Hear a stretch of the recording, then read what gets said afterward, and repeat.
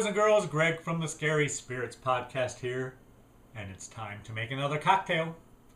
This week's cocktail is the It's Cold Gin Time Again cocktail, boys and girls. There's a song in there somewhere, I'm pretty sure. Anyway, I'm going to start with our mixing tin. I've already got some blackberries in there. Recipe calls for 5. In our mixing tin, we're going to combine our blueberries and lemon juice. Lemon juice. Half an ounce. Half an ounce of lemon juice.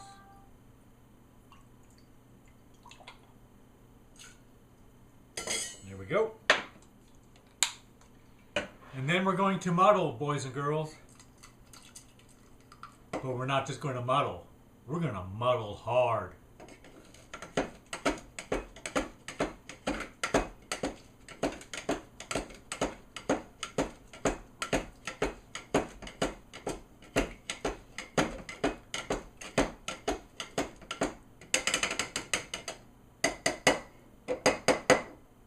There we go. Next, we're going to add gin. 2 ounces.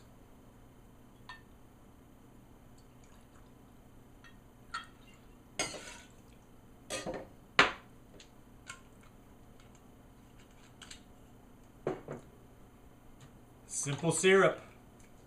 1 ounce.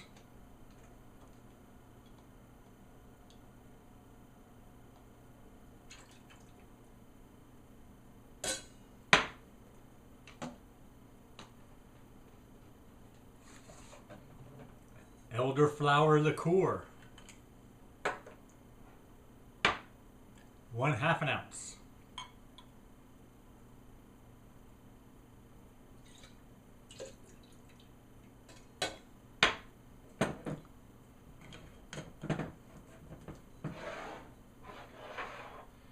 And then we're going to shake vigorously. But I'm going to add some ice first. It doesn't say to add ice, but I'm going to.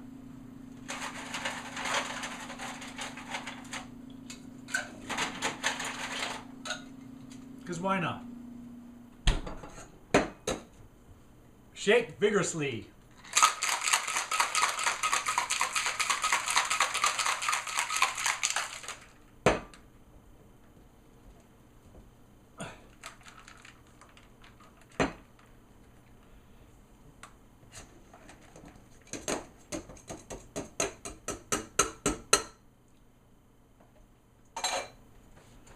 And we're going to take our glass, which we rimmed earlier. Recipe calls for black sugar. I didn't have that, but I did have some black sparkle gel. Same diff. Going to strain our cocktail in there. Ooh, it's very pretty. Next, we top with soda water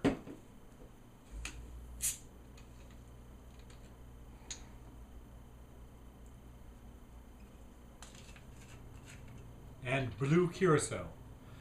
1/2 ounce blue curaçao. So,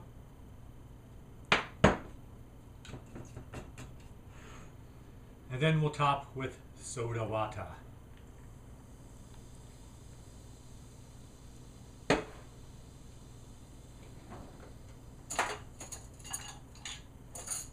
And there you have it, boys and girls. The It's Cold Gin Time Again cocktail.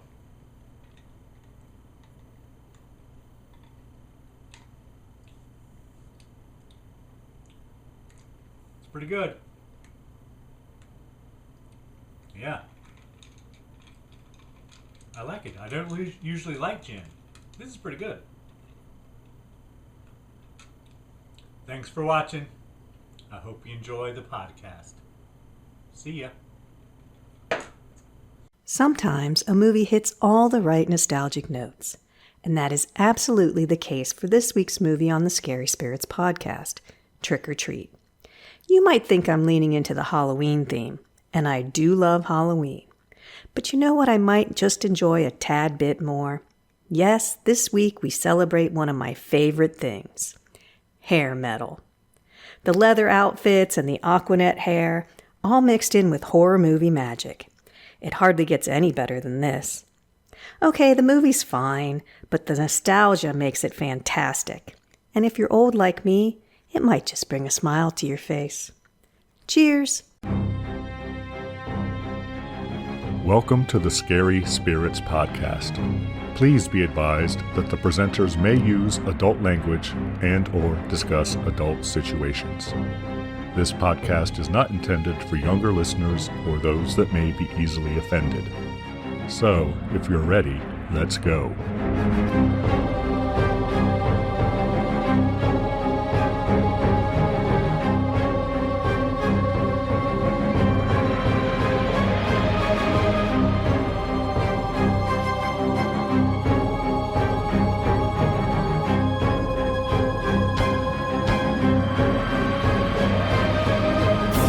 Hello, boys and girls. I'm Greg.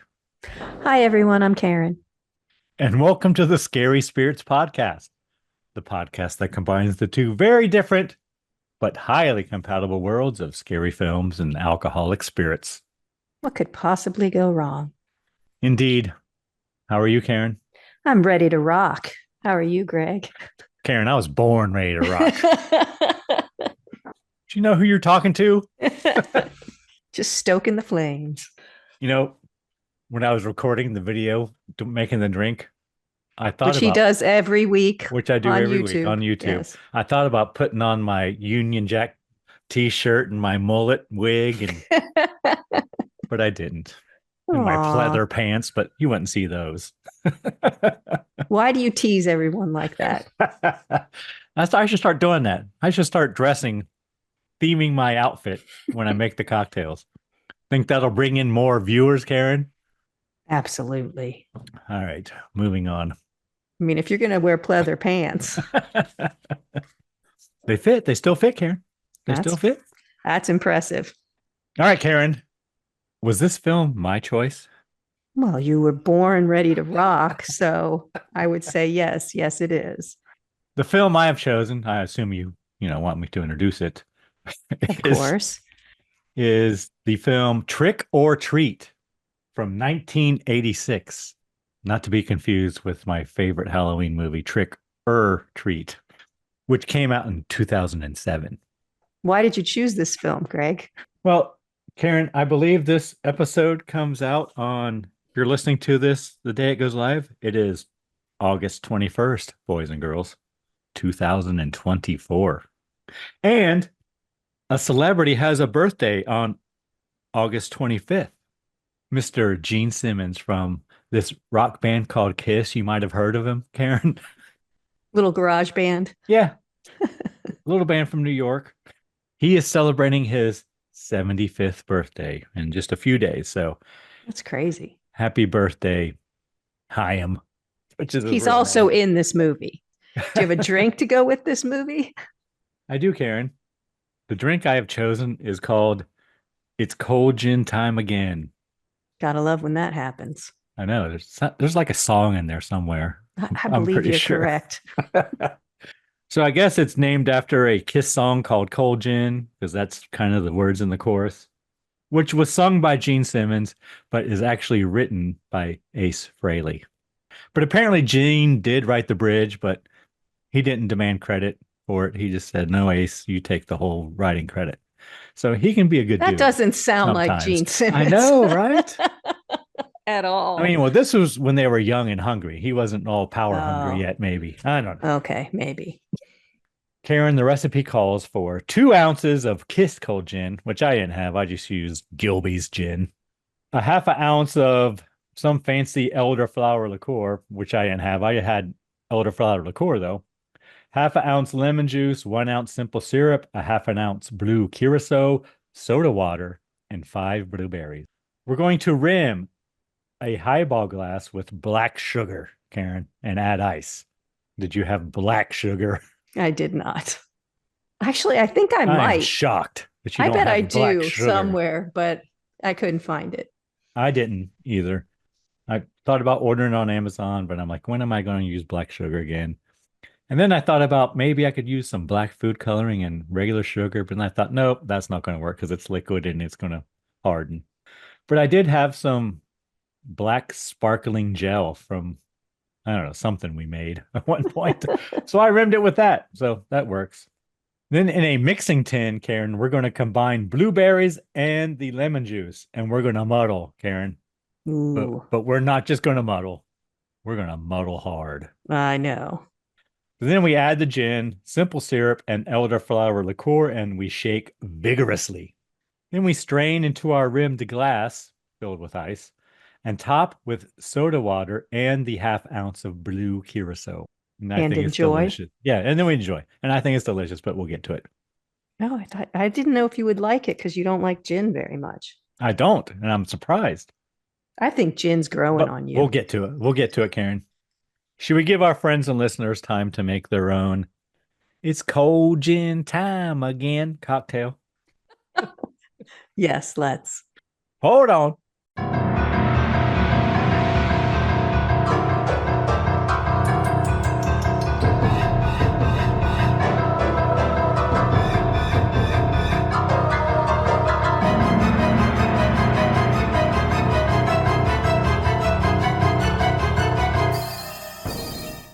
And we're back. Yes, we are. Karen, please tell me you have a brief synopsis of this film for us. I do. Ooh, go on. Tell us all the story about trick-or-treating in the 1980s. You remember 1986, Karen? Yes, vividly. Were you in grad school yet? No. Oh, okay. I wasn't sure because you're much older than me.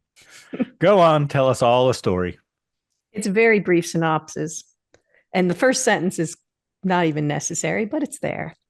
Horror comedy featuring rock gods Gene Simmons and Ozzy Osbourne. Then it tells us the actual summary. A bullied metalhead obtains a mysterious demo record of a recently deceased hard rock star with startling consequences. Thank you, Karen. We are a match. All right, Karen. Tell me everything you really enjoyed or were pleasantly surprised by in this film. Well, first off, we should all know by now, I love me some hair metal. So, oh, that's true. I hadn't even thought of that. You know, I'm digging the whole outfits and the whole, I like the music in it, just the whole vibe, because I like that stuff. So that was nice. I will say I was pleasantly surprised by both Gene Simmons and Ozzy Osbourne. They don't have huge roles in it, but they're very good. They weren't distractingly bad, is what I'll say. I thought, they were fine in their roles. I thought they were pretty good. I think for 1986, it had a lot of social commentary. There's a lot of that going on with hearings and different things like that, trying to control the evil rock and roll. So it's kind of a trip down memory lane if you were around when that was all happening.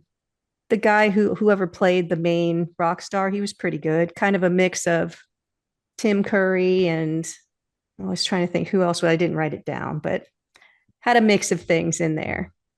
The movie kind of felt like a mix, like had a little bit of Carrie elements in it, when they're in the gym and you could feel them pulling from other horror films. I mean, I thought it was fine. I didn't not like it. I mean, I wouldn't say it's the best movie I ever saw, but it's pretty good. I could see if you don't like hair metal or heavy metal or whatever, I think you won't enjoy it because I think a lot of it be kind of lost on you or you wouldn't get the appeal or whatever. So it just happens to be a genre that I would enjoy. And I did. What about you? What did you like? I pretty much agree with everything you said. I have written down awesome soundtrack. It's very good. Soundtrack is by Fastway. They do all the original songs. And I like me some Fastway, Karen. I'm thinking I might go out and buy this soundtrack now. And they used it at appropriate times. They had things that kind of went with the action that was happening. The words of the songs kind of corresponded with what was happening on the screen, which was kind of neat. The only Fastway album I have is the first one because it is exceptional. I have listened to the second one, but I haven't listened to it in like, I don't know, Karen. Many years. 35 years. I don't know, something like that. But I liked the music in this. I really liked it. There was some R&B music in this. I'm sure that's not on the soundtrack though, but there was some other music in the film itself. And country as well. True. And easy listening. Yeah. I thought Ozzy and Gene, I wrote one word, Karen, superb. Well, it's funny that they both come from bands which are very theatrical. Yes. So I don't know how difficult of a transition it actually was. I'm sure it's very different, but both of those bands are theater when you go to see them. So in a way, they are acting as well as being musicians. So I think Gene Simmons was well into his acting career. Oh, okay. He's been in quite a few films. He was actually apparently offered the role of Sammy Cure in this. So he agreed to do this cameo is what it really is. I liked watching them. Gene was really good, but he's kind of that. I think I read that he kind of patterned his performance off of Wolfman Jack. Oh, that's I who can see that. He enjoyed him growing up or whatever. Ozzy, I really liked, but I liked it because I was watching it and I'm thinking, I could tell he was editing himself as he's talking. He wanted to say a bunch of 4-letter words, but yes, he didn't. I thought that was funny. But he was good. But I could tell it was a little forced. You know what I mean? A little, but I think the whole juxtaposition of it is funny. And just, I thought he did fine. I thought the acting was fine. It was good. I really liked Leslie. Oh, really? Yes, she was very nice. She was good. But she wasn't in much else. This is the biggest film she's ever been in. I was kind of surprised. Wait, is that his girlfriend or is that the girl in the car? No, that's the girl who ends up being spoilers, boys and girls. That's the girl who they end up hooking up with. She's the significant other. I think that's all I really enjoyed. I mean, story was fine. I guess I enjoyed the story because you know I used to play records backwards, Karen, on my turntable, so I was very familiar with what he was doing. I think that same tape deck that he has. Probably some of the same posters too, I would guess. Or calendars. There was no, not so much. The story was kind of interesting. Different. It was interesting. Wasn't just a slasher film or something. There had a bit of a story there. Like you said, it was appropriate to the time, I think that's it. Because this was pretty much the high watermark of hair metal, Karen, wasn't it? 1986. Yeah, I think by 88 it was fading. That's when grunge started. Or late 80s, early 90s. Late 80s for sure. All right, anything you particularly did not enjoy? Karen, I can't believe there'd be something. Is there anything? Not really. I mean, special effects are very 80s. So if you're judging them by today's standards, there's some. I mean, some of them are pretty good. I should say his makeup was pretty good. He looked burned on half his face, which was kind of good. There was one scene where he burned through the bathroom door with his hands, but I thought that was kind of cool. Different. The acting was a little uneven. The kid whoever plays the kid, I mean, he has to carry the movie. I think he's in every single scene. I don't know if there's any scenes he's not in really. There are a couple of times where you're like, that's not so good. But overall, he was good, I thought. I didn't really not like anything. I think it's a little long. There were some scenes that were not necessary that were in there. I don't really have anything. I think for what it is, it's good. I did wonder for a while, I'm like, where are his parents? Or where's, for a while. And then she showed up and, she's doing the Jane Fonda. It was just very 80s. So I guess I enjoyed it because it was like reminiscing and I'm laughing at the fashion or the decor or the, just the princess telephones. It's just very call waiting. They're all excited about getting call waiting. So there's not really, I guess, I wouldn't say there was anything, no sequel potential, or at least I couldn't, nothing obvious. And I do like that. But I don't, that's it. Do you have anything? Worst thing I have written is it's too long. It's about 20 minutes too long, I think. Yeah, it's, There are a couple scenes that which I don't can't remember at the time, but when we're going through it scene by scene, I'll probably say this scene was not needed, Karen. The guy who played Ed Kid, who played Eddie, the main character, he was fine.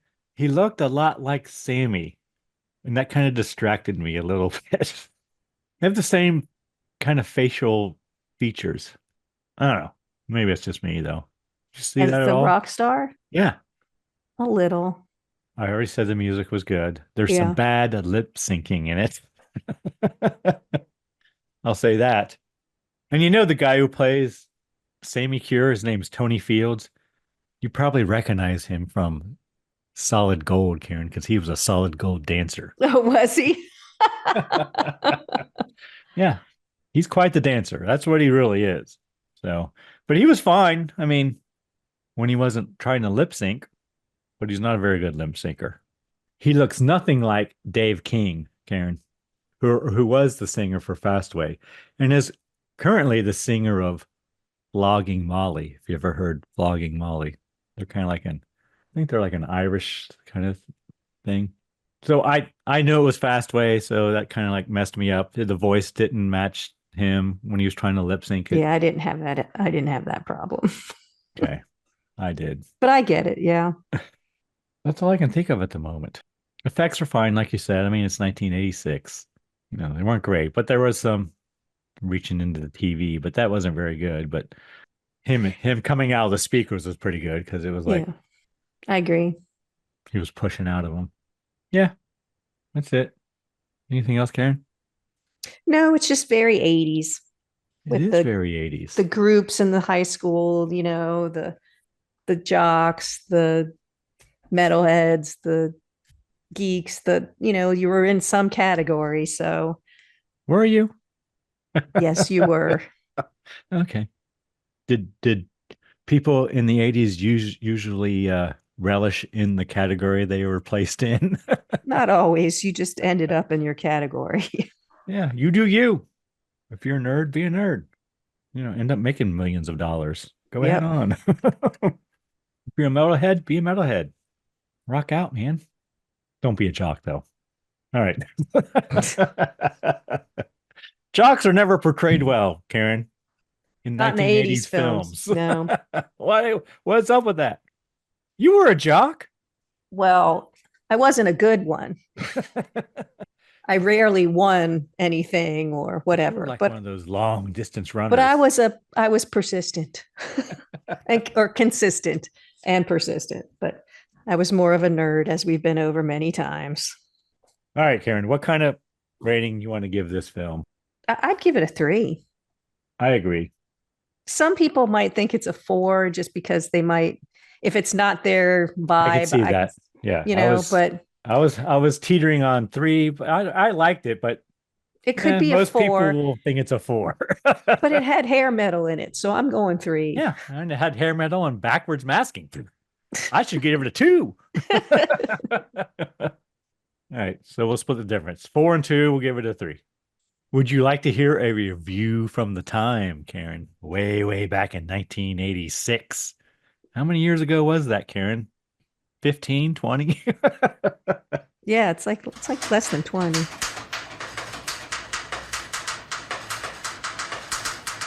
But yeah, what do they say about it? This is from the New York Times, Karen, dated October 6, 1986. I'm going to read this whole thing. It's pretty short. Did it come out at Halloween time? It did. Okay. Yeah. It was released October 24th. So this guy got a pre-screening, or this lady, sorry, got a pre-screening. Janet Maslin. Well, let's see if Janet likes hair metal. We'll see. I haven't read it, so we'll see. Going in blind, Karen.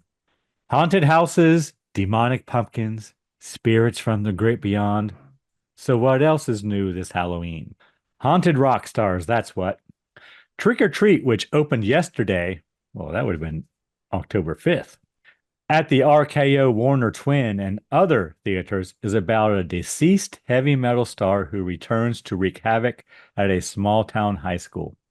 The rock star is played most energetically by Tony Fields, who stomps through the film in studs and low-cut black leather, scaring everyone he sees.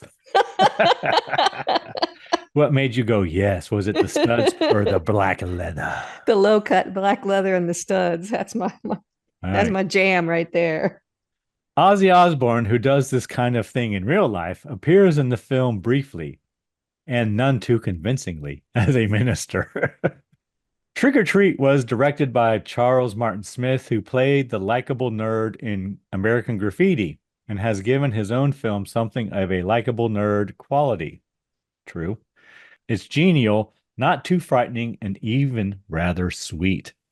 Its main character is a teenage heavy metal fan named Eddie, who's so ardent a follower of a dead rock star that he discovers a hidden message by playing the star's last record backward. This becomes the latter-day equivalent of rubbing a magic lantern. Soon the star is appearing to anyone who makes the mistake of playing his tapes or records, even to Eddie's mother, who is one day tidying up the metal-studded dog collars in his room when she accidentally turns the stereo on. One teenage girl who is inadvertently exposed to the music actually melts.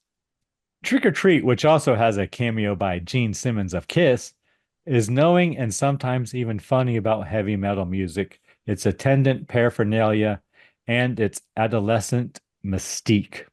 As a horror film, though, it's very tame, with slow pacing and a dark look interrupted by frequent bursts of lightning.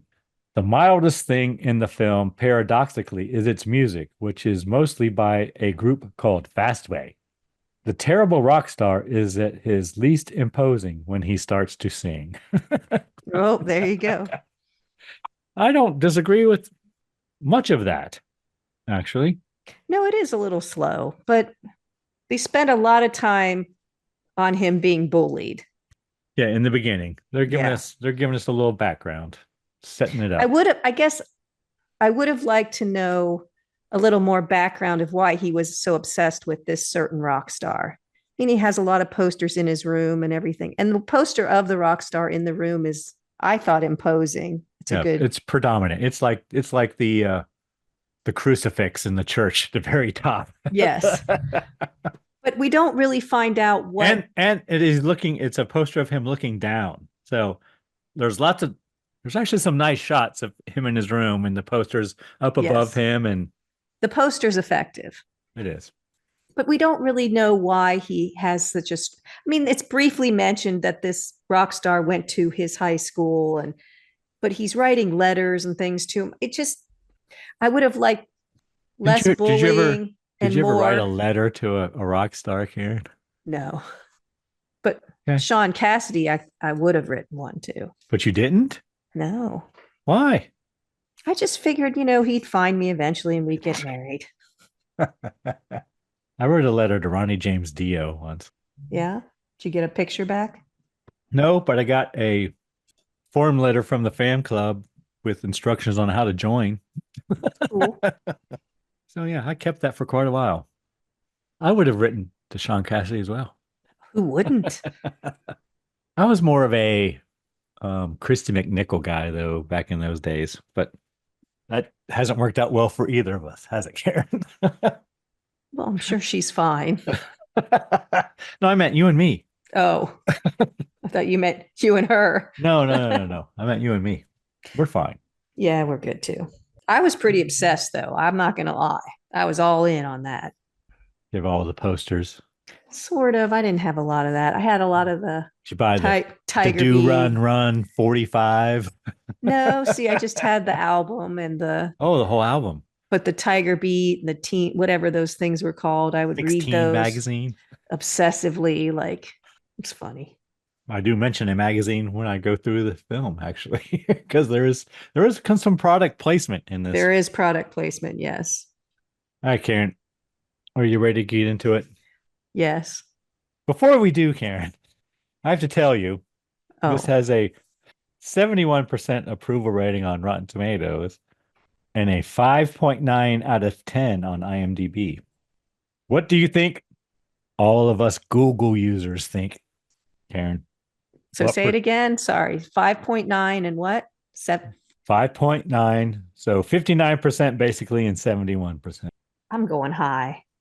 I'm going 88. How high can you go, Karen? 88% of Google users, because I think they're going to go with rock stars.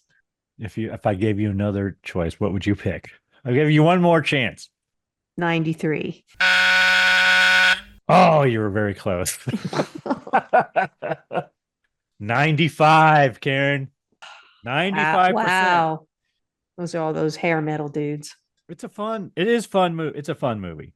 There are some kind of funny lines in it and stuff. I don't think I made note of them, but there are. We haven't probably said it yet, but it is a horror comedy. Yes. Well, I think I said that in the. Yeah, you did. You did. It's not all that funny.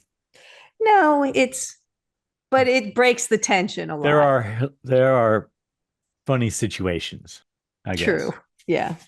Especially if you remember 1986. All right, you ready to get into it? Yeah. Let's go. Trick or Treat, 1986, rated R, Karen. Karen, where did you watch this film? I don't know. Where did you send me to watch it? Archive, something archive? Archive.org? Yes. Yes. So, boys and girls, this film is available on Amazon Prime if you sign up for a free subscription to some horror thing, right, Karen? Yes. We did not. I found it on archive.org.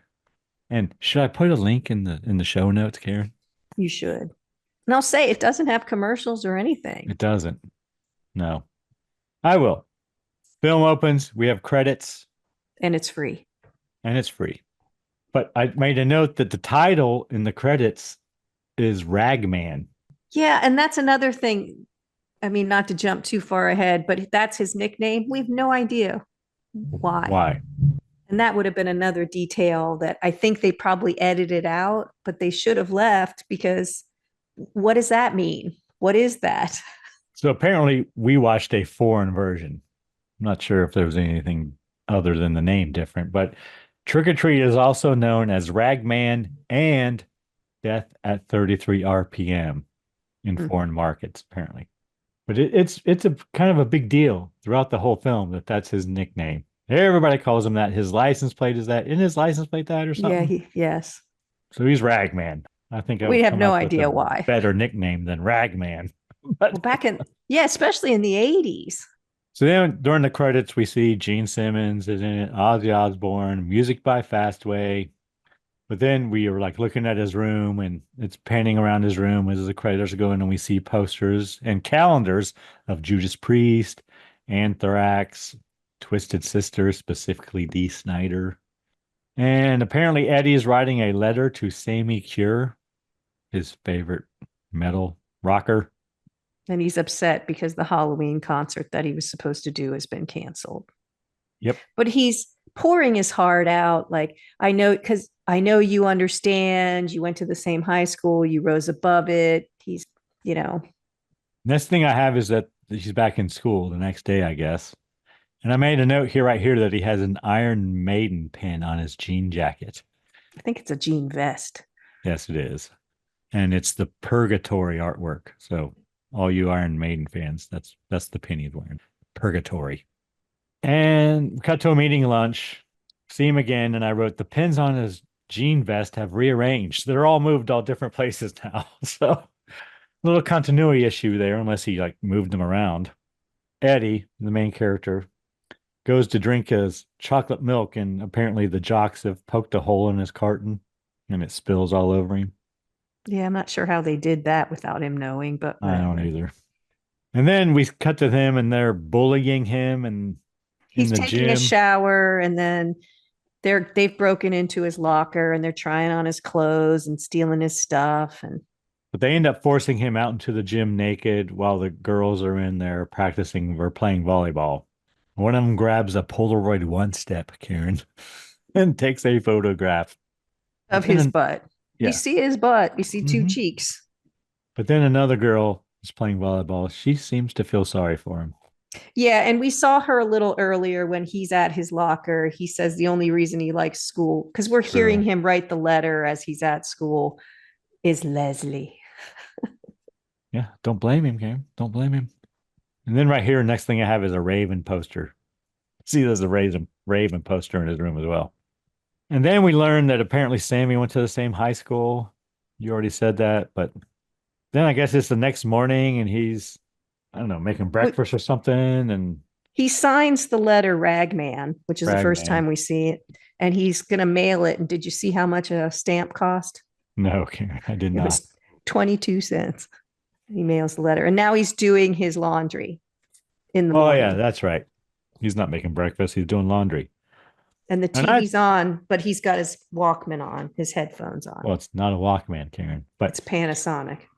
it's a Sanyo. Oh, Sanyo, whatever. But Sorry. anyway, but there's a news lady on, and it looked just like Connie Chung to me. It did. They were doing Connie Chung. Yes.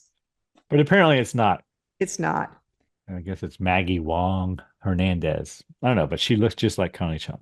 And there's a news report about Sammy's the school board or something wouldn't let Sammy play at the Halloween dance at the high school. And then it cuts to the point of the story that he died in a fire last night, Karen. He gone.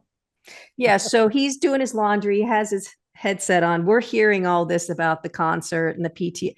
The PTA president looks about 100, and he's listening. And then he sees that they're talking about his favorite rock star. He takes off his headphones, and Sammy's on there. Yeah. Screaming at the congressmen who are having the doing his Dee Snider impersonation. Yes. During the although they were pretty calm, hearings. Everyone who went and spoke at those, but well, Dee scored him. Right. But in a calm voice. Yeah, he did. And he showed him he had some smarts. Yes. Which nobody expected. It was a shocker. He and John Denver went. Anyway, so he's all into it. He's like, yeah, you tell him. And then they cut to. And he died last night. Yes, in a fight. And he's devastated. Yeah, he is devastated. Eddie is very upset, I wrote. So then he goes back to his room and he tears all of the posters off his wall, including his Kiss Love Gun poster. Karen? Yeah, and I do want to say one other thing. So one of the things that Sammy's doing that they're showing on this was why they don't want him to come to the school.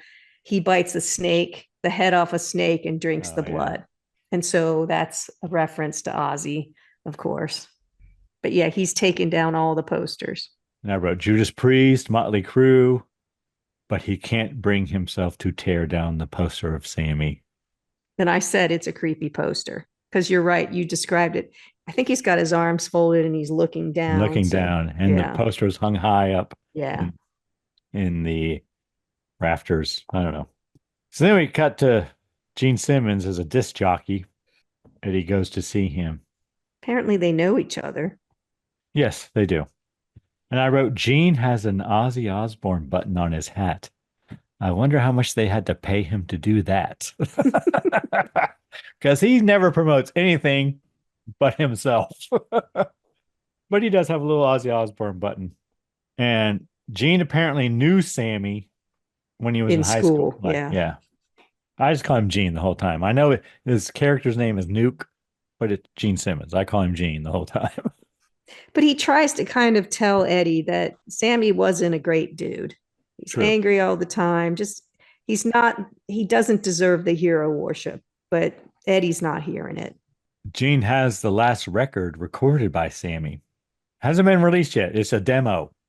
And he says he's going to play it at midnight on Halloween. Yeah, it was Sammy's idea. It's the only copy in the world, Karen. Well, he's got a tape. Well, yeah, we learn that later. So it's not really the only copy in the world. Right. But Gene gives Eddie the vinyl record because he's already taped it. So it's not the only copy. And he's going to play at midnight Halloween, like I said. So then we cut back to the school. And I wrote the volleyball girl because I didn't know it was Leslie. But it's Leslie. Leslie gives Eddie his tape back, which he lost in the whole incident with the jocks in the gym, and the Polaroid of him. Yeah, that was really nice. That was nice. And she invites him to a pool party. And I'm immediately thinking, dude, don't go to that. I know. I'm always surprised when they like if I was Dude, asked what by are you the cool doing? kids to go to something, I'd be like, yeah, no, I'm not going. Not alone for All right. sure. Yeah, I'll be there. And like, no, I ain't doing that. Nope. Then we cut to the school pool. We kind of see him getting ready at first, but not much. When we do see him getting ready, he does have a pet hamster He that we does. see a couple times. I never mentioned it, but I know. Well, I'm just gonna. I had a hamster. Did you? You want to know its name? Can you guess what its name was, Karen? I don't know what it was. Ronnie. I know you're probably too little. I have to think. I think it was Creamella. Yeah, I think it was Creamella. Well, then you might know the answer to this. Okay, go on. How long does a hamster normally live? Not long, Karen. Especially when you live with me. Is it in years? Yeah. Well, yeah. I'm going to say 1.5. Not bad. On average, hamsters live about 1.5 to 3 years. Well, I hit it. Most is 2. The average is 2 years, but You said 1.5 to 3. So that's right. shorter. I never had a hamster. We never had hamsters. We had guinea pigs for a while, but I was surprised at how short that is. It's not very long at all. No, it's not here. I'm relieved to hear that actually. Makes you That's feel about how better. long mine lasted. I think mine lasted maybe 2. Hell, maybe 3. Shit. Is this your first time listening to the Scary Spirits podcast? Or maybe you're a regular listener, but missed a few along the way. No worries. Not only can you find every episode on our website, scaryspirits.com, but you'll also get to enjoy awesome show notes too. I just want to say we really appreciate your support. Now let's get back to the show. But anyway, we see the hamster. Eddie goes to the school pool, and they've put a whiskey bottle or something in the door to prop it open. Yeah, so were they at the school? It was not a sanctioned school event because the whiskey it was bottle. after hours. She tells him, come like half hour after the pool closes. Oh, okay. And it's all the cool kids, Karen. And they're swimming and jumping around the pool, and we do see 2 bare breasts. But then the jocks see Eddie and tell him to get lost. They grab Eddie, put a weight, a dumbbell or a plate, whatever. It's a plate that just happens to be there. Oh yeah, in his lying backpack. by the pool. No, it's lying by the pool. They grab it and put it in his backpack, and then they throw him in the pool. And he struggles to get free, but then Leslie dives in and takes the backpack off him, and then he emerges from the pool, and the jocks laugh at him and tell him, you were in the shallow end. So he just like stands up. Yeah, that was kind of funny. And then he leaves, and Leslie follows him, and she tries to apologize, and he thinks she set him up. He does, and he leaves, and he threatens the jocks as he's leaving. He's going to get them. He tells her he's going to nail every single one of them. She's a little surprised. Then we cut to Eddie, and he's listening to the Sammy album, the new one. And I wrote, he dreams about the hotel fire question mark. We hear backward masking, and we see Sammy in a ring of fire engulfed in flames, and then the record. Other people burning in the background. And the record starts skipping. Then Eddie takes the record and he starts turning it slowly backwards to hear the message. And the message is basically, let them take the bait. The bait is you. Something to that effect. Cut to school the next day, I assume. Eddie is setting something up in the hallway, it looks like. Got like a mop bucket and a chair out there. So then Leslie comes at lunch and tries to sit next to Eddie. But he leaves immediately, goes to the jock table, and dumps a tray on Tim, the head jock, I called him. Yeah, he looked familiar. I couldn't place where I knew him from, but he has that look, I think. It's the James Spader look from the 80s. He was in Melrose Place. Maybe that's what it is. And Desperate Housewives. So Tim says, you're dead. And they all run after Eddie. But he leads them into the hall where he set everything up. He leads them through the library and then the band. The library thing was pretty funny because they kind of had to not run and be quiet. And so they did that funny walkthrough. It was kind of funny in the library. They all did it. And then the band room. I'm telling you, if the jocks ran into the band room back by the drum line where he ran, no, that ain't going to fly, Karen. None of them would make it out of there. But anyway, then the jock takes a fire extinguisher and sprays it in the faculty lounge, thinking that is where Eddie went. And then Eddie leaves out another door behind them. So he got him, Karen. He got him good. Yeah, because they're going to get in a lot of trouble for that. So then we see Eddie playing the backward message for his friend Roger, and Eddie believes that the message was meant for him, and Sammy is talking to him directly. And Roger thinks he's nuts. And he's like, he says even, because he's a little jaded, that, the record company executives want you to try to play it backwards so you ruin your record and you have to buy another record. That's his take on it. Never experienced that. Okay. He thinks Eddie's getting a little crazy, but he's his good friend because he says, if you want to talk, I'll be around. And then we have Hit Parader magazine product placement. Yes, we do. Hit Parader. Did you have a subscription to Hit Parader, Karen? I did not. Okay. Did you? No, I didn't. Hit Parader was an American music magazine that operated between 1942 and 2008. A monthly publication, it focused on rock and pop music in general until the 1970s, when its focus began turning to hard rock and heavy metal. Duh. By the early 1980s, Hit Parader focused exclusively on heavy metal and briefly produced a spin-off television program entitled Hit Parader's Heavy Metal Heroes. The magazine reached its circulation peak in the mid to late 1980s, selling 500,000 copies every month as heavy metal music achieved high levels of popularity and commercial success. So I first saw that magazine back in the 70s in my aunt's house, in my grandparents' house, where my aunt lived. And she's not much older than me, so she had Hit Parader. I used to read it for all the Kiss articles. All right, anyway, Eddie puts a cassette tape in his Technics tape player and records the album, switching between frontward and backward. Yeah, and he had a leather cuff bracelet. Do you have one of those? Never. Okay. I had a very wide leather watch band, but never just a bracelet. No. And I guess we hear Sammy calling him from the speakers, Ragman. Yeah. So then I wrote, Eddie kind of uses the record as a Ouija board, Karen. He begins talking to Eddie or Sammy. That's true. And Sammy keeps saying, Metal Machine, 6-6 Crush. So then we cut to Eddie in school, and he's at room 6-6. Looks like shop class, Karen, I wrote. And I wrote, Eddie has a Walkman on his belt. And then I wrote, oh, no, it's not a Walkman. It's a Sanyo cassette player. I think that's the same one I had. I did have a Walkman at one point.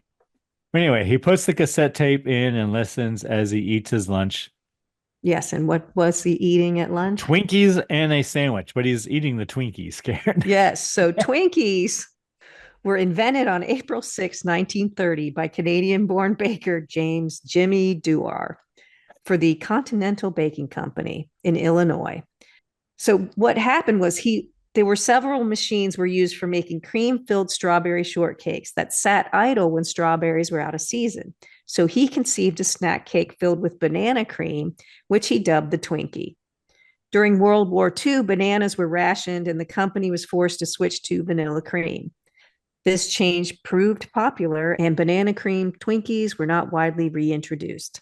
So then in November 2012, as Hostess announced its plan to shut down its operations, Time ranked the Twinkie number one in its list of 10 iconic junk foods, saying that they've been a staple in our popular culture and above all in our hearts. Often criticized for its lack of any nutritional value whatsoever, the Twinkie has managed to persevere as a cultural and gastronomical icon. I loved Twinkies when I was a kid. I prefer the King Dong, Karen. Yes, well, those were good too, but we never really had them. And I had one as an adult, and I didn't like it anymore. There was King Dong? No, a Twinkie. A Twinkie. Oh, okay.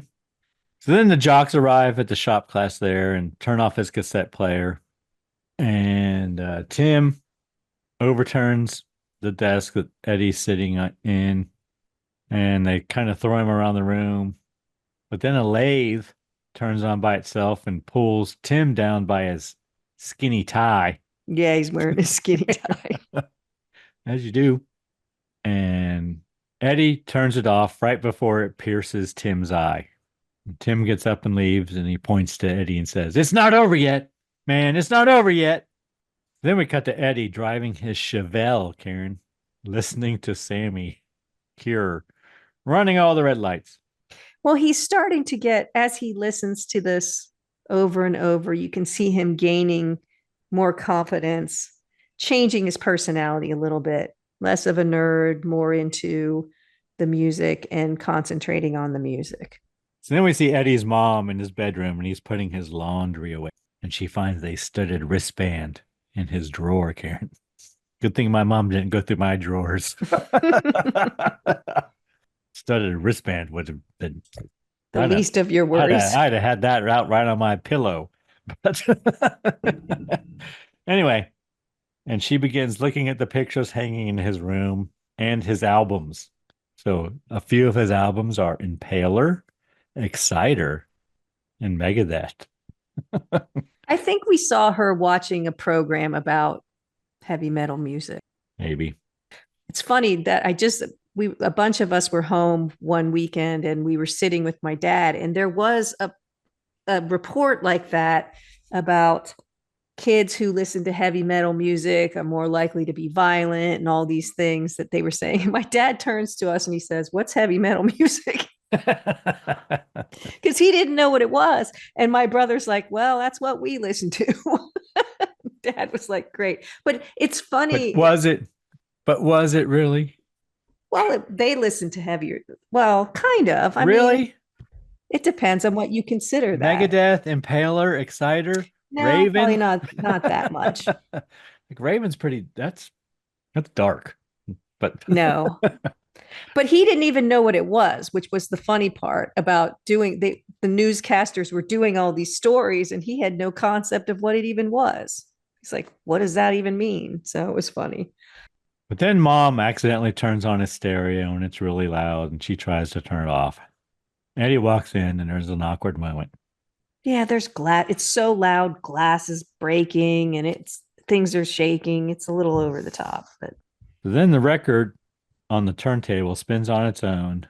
Cassette deck opens and a recorded tape. So I guess he records a tape or something. Because next day we see him, like apparently he left the tape on Tim's locker, taped to it with a note saying it's a peace offering. yeah, which I'm not sure why he did that. Did he know something? Sammy told him to. I guess we missed that part. So at school, Roger chastises Eddie for missing the midterm. And he's like, "Oh, I'll make it up." And Roger's like, "No, you can't make up a midterm. You're going to fail, dude." And then Leslie comes up and asks him if he is okay because she heard about him and Tim and the incident in the shop class. Says he's fine. Then he hits on her a little bit, talks about her jeans or something. You can see his What are confidence those? grow. And she's She like, says, "Jeans." Yeah, they look nice. But he's changing a little bit as he's going through all this. I guess. Well, he could barely speak to her in the beginning of the movie, and now he's complimenting her jeans and skipping his midterms. And, We see Tim and Jeannie making out in the car, but Tim has to relieve himself. I mean, just when it's getting, I don't know, whatever. That kind of interrupts everything right when it's getting good. But anyway, he leaves, and then Jeannie begins listening to the tape that Eddie left for Tim. yeah, she puts it in I wrote Panasonic. What is it? I don't know. It could have been. This is a different one. Yeah. So into his portable cassette player. Which everyone had back in the day, boys and girls. So she listens to it. And then a mysterious green light comes from her headphones, Karen. And the green light unbuttons her blouse, apparently. But apparently she's wearing a dress because it unbuttons the whole thing all the way down. And then she undoes her bra. And we see two bare breasts. And a demon, Karen. Well, and green light going over suggestively all over her body. And then she opens her eyes and there's a demon there. But here's my question with that. Yeah. If Tim had put on the headphones and was listening to the music, would it have undressed him? Like, what was the... No, I doubt it. So it was He'd probably start bleeding from his ears or something. All right. But then Tim comes running back to the car and finds Jeannie with the earphones melted to her head. Yeah, and he pulls it and the skin comes up. And I wrote, "She gone?" ? Yeah, I thought maybe she was dead. I don't know. So then we cut to Eddie's mom working out, like you said, doing the Jane Fonda thing, while she's listening to the TV, and Reverend Ozzy Osbourne is talking about metal music again. And using the same kind of rhetoric they used back in the day. Yeah. So then I guess it's later that evening or whatever, Tim yells for Eddie outside his house. Tim thinks Eddie did something to the tape, tells Eddie to stay away from him. I guess Jeannie is in the hospital or something. She could have died. So she's not gone yet. Yeah, and he comes out on the porch and there's a cool effect with some jack-o'-lanterns and the fire getting bigger when Eddie's out there. It is. And he almost kind of uses the force. He puts his hand up and stops. Yes. So then we cut back to Eddie in his room again, playing the record backwards. And Sammy talks to him. Eddie is not happy about what happened to Jeannie. Eddie says he is done. It's over. You don't want anything to do with this anymore. Sammy says he wants to target Leslie next. Eddie refuses. Yeah, because he says she set you up, and Eddie said no. He's losing control of the situation now, is what's happening. Mom knocks at the door. Eddie tells her not to come in, but then Sammy replicates his voice, asking her to come in, pleading with her to come in. Because he says we can take her out too. Eddie runs out and tells Mom not to come in, and she's going to get him some aspirin and some soup. Because he's sweating, and she says he has a fever. That's what he needs, aspirin and soup, tomato soup. Always worked for me, Karen. So then Eddie goes back in his room and tries to pull the plug on the stereo system, but he's shocked, electrocuted. Things begin shaking and falling off the shelves in Eddie's room. Then the stereo lights begin glowing red, and a Pepsi can spills on the album. Yes, it is a Pepsi. It starts to boil. Good. That can't be any good, Karen. Pepsi spilling on an album? Playing? And it boils kind of on the album. That's how you conjure demons. So then Sammy materializes in Eddie's room. There's a whole thing of him busting through his stereo speakers and all that. But we see half of his face is burned. Cut to Reverend Ozzy on the TV, and Sammy swipes his hand across the TV and I guess swipes Ozzy away. Kills him. They say later he was dead. He's dead. So then Mom knocks on the door. Sammy disappears. Eddie takes a baseball bat and smashes the stereo system. I think Mom comes in and says, "What'd you do?" And he says, "I wanted a new one." Yeah. Then Eddie calls Roger and tries to get Roger to get the tape out of Tim's car. Roger does mention that he just got call waiting, by the way, which is kind of funny. Which is where you could stop talking to the person you were talking to and answer another call as it came in. Big deal.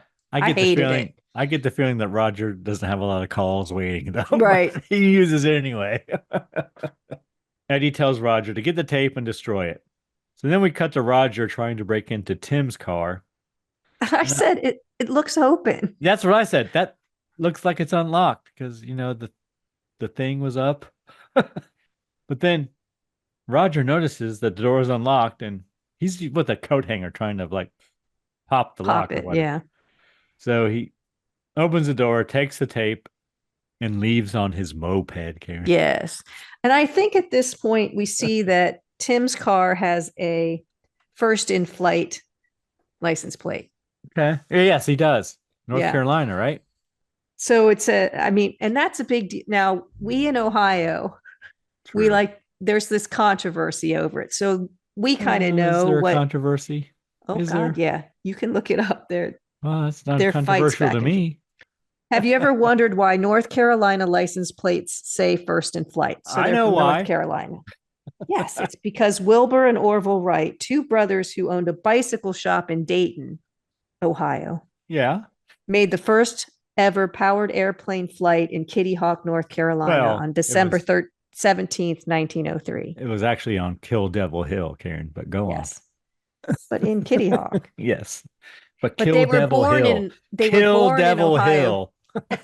and had a bike shop in Dayton. So Ohio likes to claim them, but North Carolina does also. Yeah, I think it says first in aviation, or it did at one point on our license plates at some Yes, point.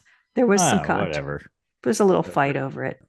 I thought you were going to talk about mopeds. But moving on. Roger can't resist listening to the tape after he gets it. Yeah, he tells Eddie, talks, and he says, yeah, I totally destroyed it. But here's the thing. So Eddie says, oh, it's crazy. It's like this phenomenal thing, and it'll, change your world, but destroy it.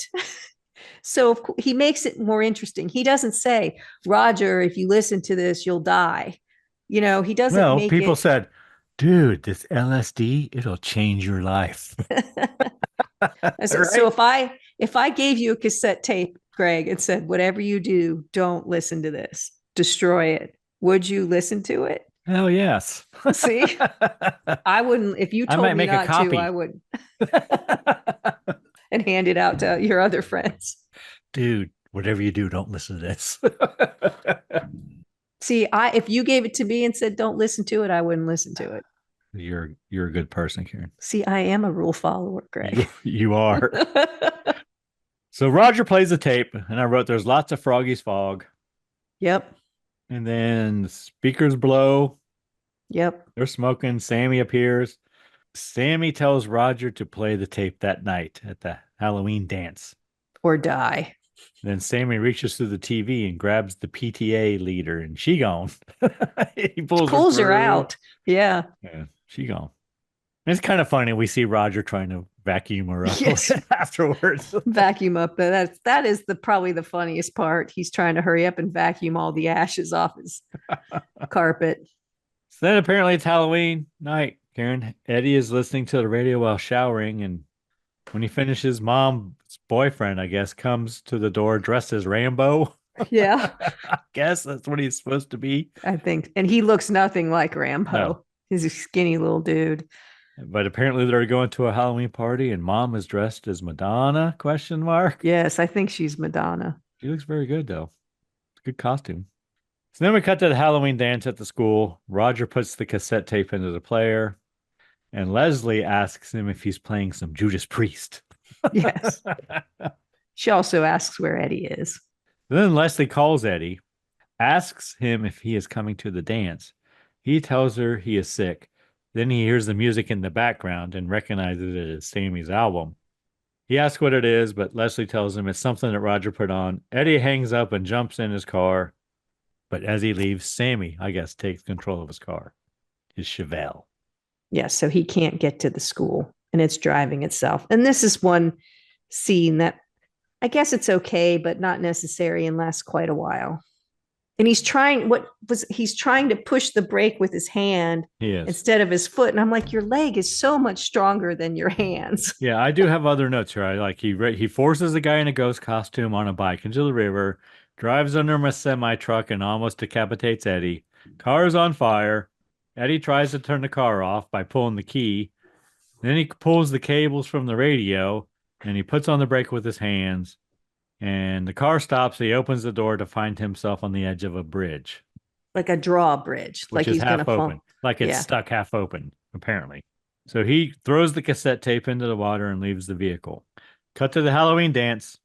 And a teacher or a principal, I don't know really who it was, introduces the live band, Karen. The Kickers. But then Sammy comes out of the amplifier and grabs the guitar and performs. Well, and that lead singer is crispy, like gone. Yep. And then Sammy starts to perform, and the rest of the band's like, "Oh, okay, we'll play." And I wrote bad lip syncing, but then I wrote, the Kickers seem to know the song. Yes, and they do a good job. The band dudes, the Kickers, like the guitar player, he was a really guitar player. I could tell. You know what I mean? Drummer, he looked like he was really a drummer. But Sammy, he is not a singer, Karen. He's lip syncing badly. But anyway, students Okay. think that it's a Sammy impersonator. Oh, okay. But they're all into it, right? Oh, yeah. But so I'm thinking, okay, they're all into it. So why are they bullying Eddie for being a metalhead when they're I all know. like, yeah, like I they're know. all, it was just, that didn't make sense. I know, Karen. I lived it. I know. No, but okay. First of all, that's a lie. Not that you were not a metalhead, but you weren't bullied for it. But the whole school is like pumping their They fists and wouldn't dare, Karen. totally into this song he's singing, but yet they're making fun of. They call him weird. They say, "Why do you act so weird?" And he's a metalhead. Yes. So it didn't make any sense to me. That's the way it is, Karen. That's the way it was. But then during the guitar solo, lightning bolts come out of Sammy's guitar, disintegrating students. Yes. This is where it turns a little into like Carrie. Yes. Where she was like killing people and they're all trying to get out and they can't get out. And students run for their lives. And then Sammy begins disintegrating his own band that he's playing with. It's not his band. I thought that was rude. I know that was rude. And he did the drummer first. Why is the drummer always the first to go, Karen? Jesus Christ. So then he disappears into the amp and then reappears on the basketball hoop and he swings into the crowd. I don't know. Here's where I wrote, he's a little like Tim Curry and a little like Michael Keaton as Beetlejuice. Like there's that's what it's a mix of to me. Then we see Leslie in the bathroom getting changed. Yeah, it's weird. Didn't you go to the bathroom and change your clothes, Karen? Out of your Halloween costume. I guess into your sweater. Yes. But Tim interrupts her. She, of course, wants to know why. This whole thing was weird. It was gross. I don't know why this scene had to be in there either. No. And Tim asks if she's like making it with Eddie or whatever. And this is very cut, right? So we cut to Eddie arriving, ask Roger where Leslie is. Then we cut back to the bathroom. Tim tells Leslie he doesn't want to see her get hurt. He's concerned about her. Cut back to Eddie, tells Roger to find the main circuit breaker and turn it off. Cut back to the bathroom. Tim is sexually assaulting Leslie. All right. Yeah. And then Eddie finds the cassette tape and destroys it. Then Eddie finds Tim and tries to get him to leave with him. He tries to save him again. Tries to warn Tim, but Sammy grabs him and throws him against the wall. Sammy electrocutes Tim and he explodes. He gone. And Eddie runs out. Yeah, Sammy uses an electrical outlet to give him some power. So then as Tim is running out, Leslie pulls him into a phone booth, Karen. Yes. Then the police arrive. Eddie and Leslie try to find the circuit breaker to pull the power. Apparently it's in a locked case in the hallway where they always are, Karen. At least it's locked. I guess. Eddie and Leslie try to escape. Sammy arrives. Roger arrives and takes a crowbar to the circuit breaker. He stabs the crowbar into the case holding the circuit breaker, destroying it. Eddie thinks that Roger is dead, but he isn't. Cut to the police questioning the kids. They tell them it was Sammy. Police don't believe them. Yes, because they know Sammy died a couple days ago. And one of the kids points at Eddie across the way, and the police run after him and Leslie. But I wrote they get away without much problem, Karen. I know. They lose them quite easily. Those police officers have been eating a lot of donuts, apparently. So then Leslie confronts Eddie. She wants to know the whole story. Eddie tries to explain that he raised Sammy from the dead by playing a record backwards. And then Eddie realizes that Nuke, Gene Simmons, the DJ, is going to play the record that night at midnight. And there's only a few minutes. So he gets in a payphone and tries to call the radio station. Cut to the radio station, the guard's asleep, listen to country music. Apparently the show is automated on tape and it starts playing on its own. I wrote Gene Simmons has recorded his show, his midnight show, right? Pre-recorded it. So Eddie and Leslie try to get to the radio station and hide from the police. Yeah. So he goes home, which no one will look for you there, but he's but everywhere they go, they hear the music playing over the radio. They're trying to get his mom's keys to get in the car and go to the radio station. And Sammy busts out of window from a house where they're by. Then the police see Eddie and radios for assistance. Officer hits Sammy with a taser, And he likes it. but he reverses the current and the police officer disintegrates. I didn't think there were tasers in 1980, but apparently there were, It seems like it. or at least in North Carolina there was. So then Eddie and Leslie arrive at Eddie's house, and then the stereo comes on by itself. Eddie smashes it. He subsequently tries to smash all the other radios in the house as they come on. But the radio in his shower starts playing, Karen. And apparently the keys to Mom's car are in the bathroom. So they enter the bathroom, and the radio is smoking. So that makes us think that, ooh, Sammy jumped out of the radio again. Yeah, we kind of heard it happen too. There's a sound effect, but So then they grab the keys, but Sammy stops them, and they lock themselves in the bathroom. But then Sammy breaks through the door with his flaming hands yes. you mentioned before that you enjoyed so much. So then Sammy accidentally falls into the toilet and seems to be electrocuted or something, Karen. He gets his hand in the water. That's weird. It's not good. And while his hand's in there, Leslie flushes it, and that just makes it even worse. So then she and Eddie escape. So then they get into, I think it's a Pinto, Mom's Pinto wagon. Yeah, I thought it was a Pinto. I saw it earlier, a Pinto wagon. And Eddie tries to disconnect the radio, I think, but it's too late. The radio starts playing and the car drives away. Eddie gets out of it, though. And then Eddie and Leslie steal the police car. It's not being used. There's just a pair of boots there where the guy disintegrated. And then we see Mom's Pinto wreck. Eddie turns on the sirens to get through traffic in the police car.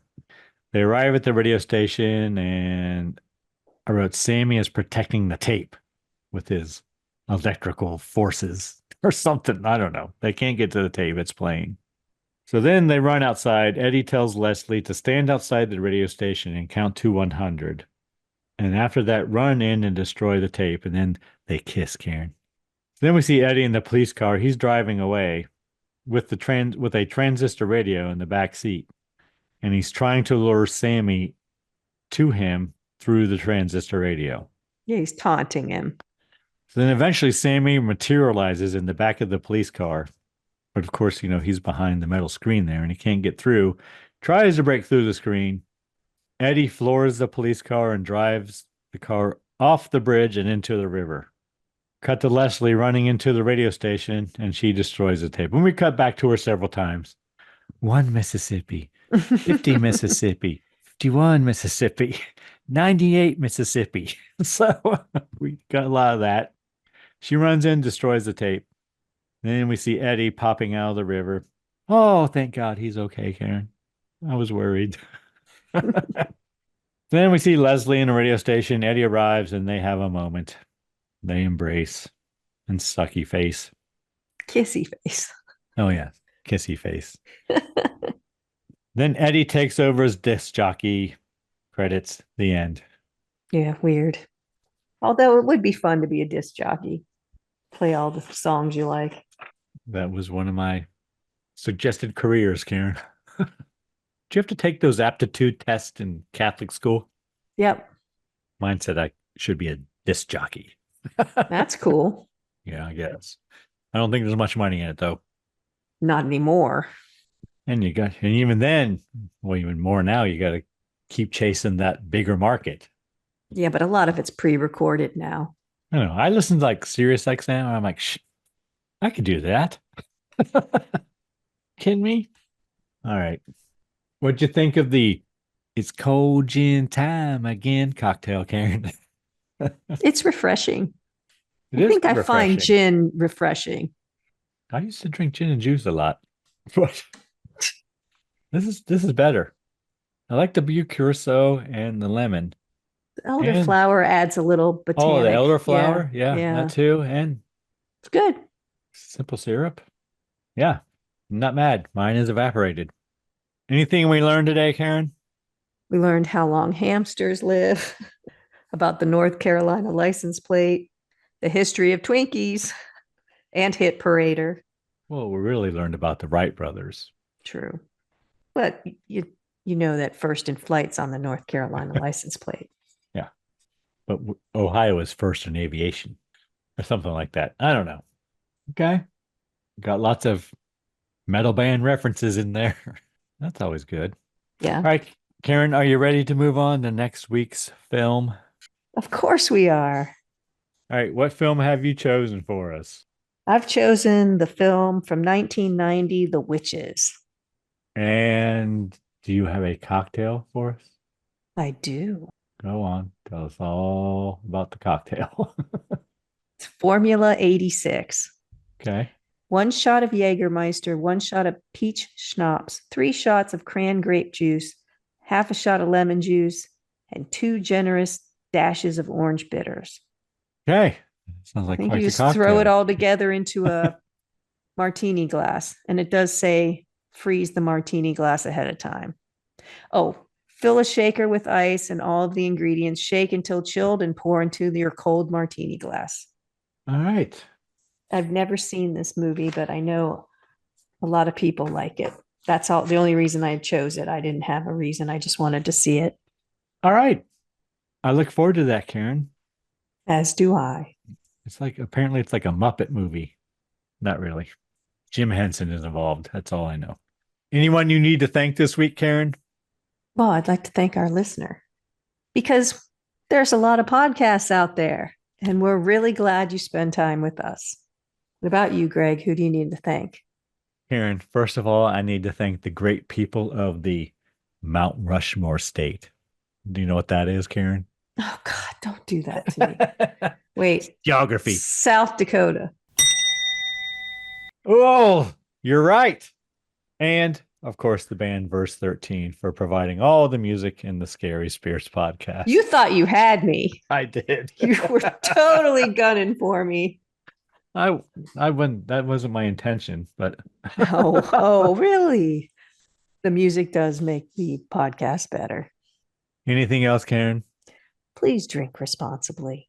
Yes. Thanks for listening to the Scary Spirits podcast, where the movies might be iffy, but the drinks are always solid. We would love to hear from you. You can find us on Facebook, Instagram, and YouTube at Scary Spirits Podcast, or go to our website, scaryspirits.com. And if you want the direct line, email us at info@scaryspirits.com. If you really want to help us out, leave us a review on Apple Podcasts. And remember, always drink responsibly. See you next week.